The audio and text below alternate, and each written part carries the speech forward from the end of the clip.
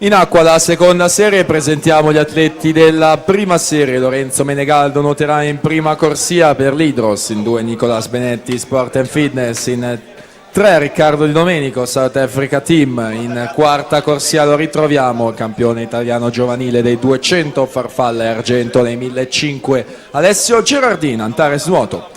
In 5 Marco Deano Arca Team, in 6 Federico Baggio Veneto Banca Montebelluna, in 7 Leonardo Vendrame Rosa Blu, in 8 Elia Busatto Nuoto Miro.